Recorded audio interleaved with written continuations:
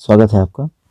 दोस्तों, आज के इस वीडियो में हम क्लास 12th अंग्रेजी के एक लेसन जिसका नाम है शुड विजर्ड हिट मॉमी, इस पाठ का पूरा सारांश हिंदी में समझेंगे। चलिए समझना शुरू करते हैं।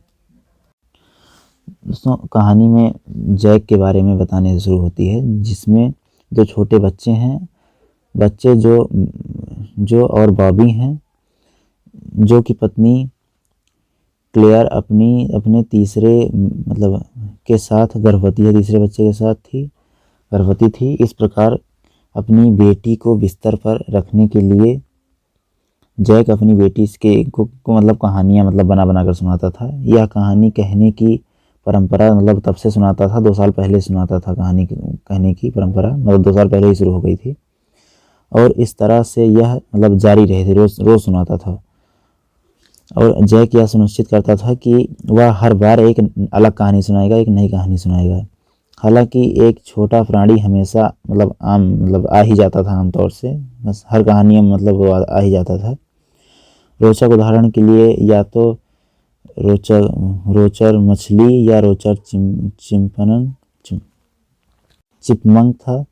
रोजर बुद्धिमान पुराने उल्लुओं के पास समस्याओं के साथ जाता था, जो उसे एक जादूगर को भेजते हैं। इस प्रकार जादूगर का जादू पेनीज के भुगतान के बाद समस्या को हल करेगा। जब वो बड़ा हो रहा है, तब उसे दोपहर के समय झपकी लेना मुश्किल हो रहा था। इस प्रकार एक दिन जैक ने उसे रोजर स्कंक के बारे में एक कहानी बताने का फैसला किया।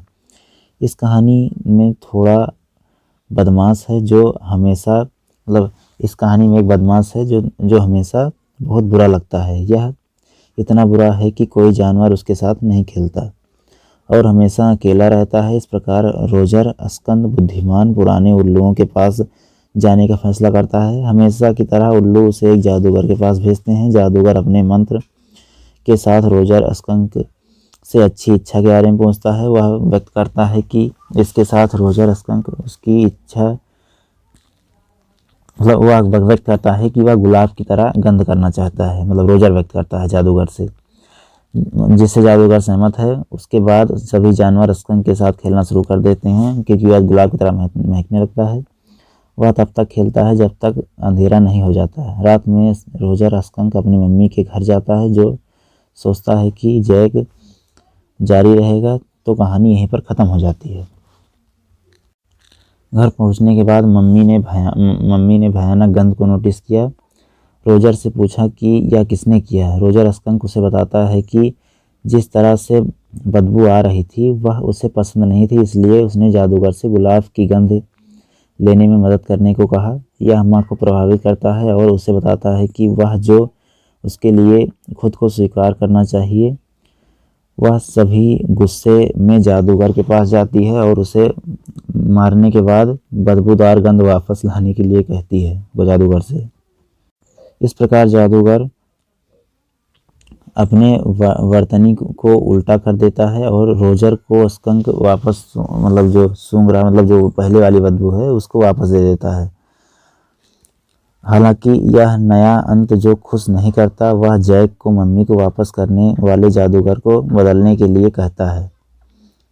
जैक को यह विरोध पसंद नहीं आया और जो एक दूसरी कहानी के साथ आने पर जो कल को समाप्त करने के लिए आग्रह किया। ये कहानी यहीं पर ख़त्म हो जाती है। उसके पिताजी सुना रहे थे और जैक की बात नहीं मानती और उसका पीछा करती है। लेकिन जब जैक उसका पीछा करता है और उसकी पिटाई की धमकी देता है, तब वह निराश हो जाता है और जैक अपनी पत्नी के साथ एक विचित्र अवस्था में बैठ जाता है। दोस्तों, यहीं पर कहानी समाप्त हो जाती है। आशा करता हूँ आपको अच्छा लगा होगा। अच्छा लगा हो तो वीडियो को लाइक करें, चैनल को सब्सक्राइब करें। धन्यवाद दोस्तों।